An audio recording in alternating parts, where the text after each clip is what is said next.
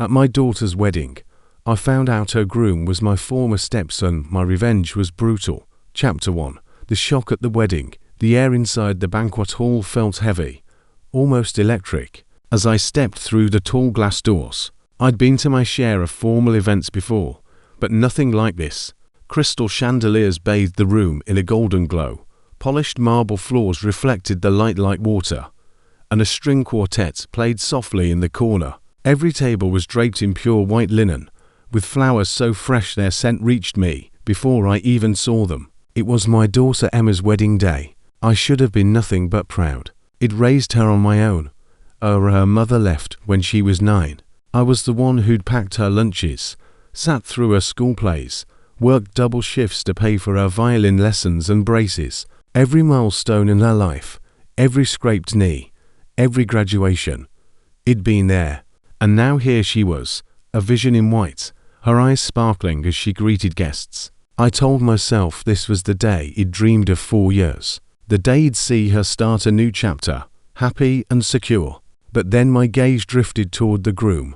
He was tall, with a practiced smile, and eyes that never seemed to settle in one place for too long. Something about him felt wrong, too familiar, and then it hit me. Daniel, the same Daniel who'd been my stepson for 3 years, over a decade ago. Back then, he'd been married to his mother, Linda, a cold, calculating woman who'd eventually drained my bank account and walked out, taking Daniel with her. The boy had been 15 then, smug, arrogant, and always looking at me like I was something he'd scraped off his shoe. I hadn't seen him in years. It assumed he'd gone off to live the kind of entitled life his mother always chased. But now he was standing here, about to marry my daughter. My stomach turned. I walked slowly toward the front, telling myself there had to be some mistake. Maybe it was someone who just looked like him. But when he turned and locked eyes with me, the faint smirk on his lips told me otherwise. He knew exactly who I was. Chapter 2. A familiar smirk. The ceremony hadn't even started yet, but already I felt like the walls were closing in. When our eyes met, Daniel didn't flinch. Instead, he raised his champagne glass ever so slightly, as if to say cheers. That smirk, the same one I remembered from when he'd accidentally scratched my truck with his bike and shrugged it off, was back. I looked for Emma. She was across the room, laughing with her bridesmaids. She hadn't seen us exchange that silent recognition. I needed answers. I waited until Daniel was momentarily alone, then approached. "Daniel," I said, keeping my voice low. He glanced at me, feigning surprise. "Oh, Dad," he said, drawing the word out just enough to make it sound like an insult. "Small world, huh?" My jaw clenched. "What the hell are you doing here? And don't say getting married. You know exactly what I mean." He sipped his drink slowly. "Emma and I met at a charity gala last year. Fell in love. The rest, as they say, is history." I stepped closer. "Did you ever think to tell her who you really were to me?" His eyes glinted. "Why would I? That's your past, not mine. Besides, she knows everything she needs to know. I treat her well. Better than you treated my mom, anyway." The sheer audacity of him stole my breath for a moment. This wasn't a coincidence. I could see it in the way he was enjoying my reaction. Daniel wanted me uncomfortable. He wanted control. Chapter 3. The ceremony. I kept quiet during the ceremony, but my mind was a storm. As Emma walked down the aisle, beaming, I told myself to wait. This was her day. I couldn't ruin it. No matter how badly I wanted to grab the microphone and tell every guest who the groom really was. But as vows were exchanged, I saw something else. The way Daniel glanced at me mid-sentence, like he was daring me to speak. Every word that came out of his mouth sounded polished, fake. And when they kissed and the guests erupted in applause, his smirk returned. Not the smile of a man in love. The grin of a man who thought he'd just won. Chapter 4. The dinner from hell. At the reception, the insults began. Not from Daniel directly, but from his side of the family, Linda included. I hadn't seen my ex-wife in years, but she looked almost unchanged, her smile razor sharp as she approached. "Well, if it isn't my favorite handyman," she said loudly enough for nearby guests to hear. Still fixing sinks? Or have you moved up to toilets? Her friends laughed. My ears burned. Then came the place card. At the farther of the bright table, my name was written neatly, followed by 2 words in gold pen. Fake Dad. I stared at it. Someone had gone out of their way to humiliate me, and I had a pretty good idea who. Chapter 5. Emma learns the truth. I wasn't going to tell her. Not today. But the moment Emma saw my face, she pulled me aside. Dad, what's wrong? I hesitated. Emma, do you know who Danielle's mother is? Her brow furrowed. She passed away years ago. At least, that's what he told me.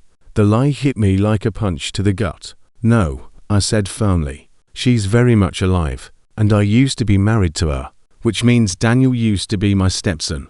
Emma's face drained of color. What? I told her everything. The marriage, the lies, the theft, the way Daniel had always resented me. She stood there frozen, the bouquet trembling in her hands. When I finished, she whispered, "He never told me any of that." I could see her wedding day shattering in real time, and that's when I decided Daniel wasn't going to get away with this. Chapter 6. Digging. The next morning, I started digging. Daniel had always been ambitious, but also reckless. I hired a private investigator, an old friend from my construction days who owed me a favor. Within a week, I had enough dirt to fill a landfill. Daniel's successful business was leveraged to the hilt. He was sitting on a mountain of debt, some of it from questionable sources. Worse, had funneled part of Emma's wedding fund into a failed investment without telling her. I didn't just want to confront him. I wanted to destroy the smug confidence he'd carried since the moment we locked eyes. Chapter 7. The setup. Step 1 was simple. Make Daniel think I was beaten. I attended a few family dinners, played the role of the quiet, slightly embarrassed father, let him believe I was retreating into the background. Meanwhile, I started buying up the debt Daniel owed. Through shell companies and intermediaries, I became his largest creditor. By the time he realized what was happening, it was too late. Chapter 8. The confrontation. I invited Daniel and Emma to dinner at a high-end restaurant. Emma didn't know the full extent of what he'd discovered yet, only that I wanted to talk things out. When Daniel arrived, I slid a folder across the table. "Recognize these?" I asked. His smile faltered as he scanned the documents. "Where did you get this?" "I own it now," I said flatly. "Every cent you owe, every note you signed." Emma's eyes widened. "Daniel, what is this?" He stammered something about temporary setbacks, but I cut him off. "You married my daughter under false pretenses. You lied about your past, about your finances, and you thought I wouldn't fight back." Daniel pushed back his chair, but I leaned forward. "You have 2 options. Sign over your remaining assets to Emma and walk away quietly, or watch me call in every debt tomorrow morning." The look on his face was worth every sleepless night he'd spent planning this. Chapter 9. The aftermath. Within 48 hours, Daniel was gone. The marriage was annulled. Emma moved back in with me temporarily, shaken but relieved. Linda tried calling, probably to threaten me, but I never picked up. The final blow came a month later, when Daniel's former investors sued him for fraud. His name hit the local news, and whatever image he'd built for himself crumbled overnight. Epilogue. It's been a year since that day. Emma's rebuilding her life, stronger and wiser. She's started her own business, one she runs with full transparency and independence. As for me, I don't regret a thing. Some people say revenge doesn't bring closure, but in my case it brought peace. When you've been wronged, truly wronged, sometimes justice needs a helping hand, and I made sure Daniel got exactly what he deserved.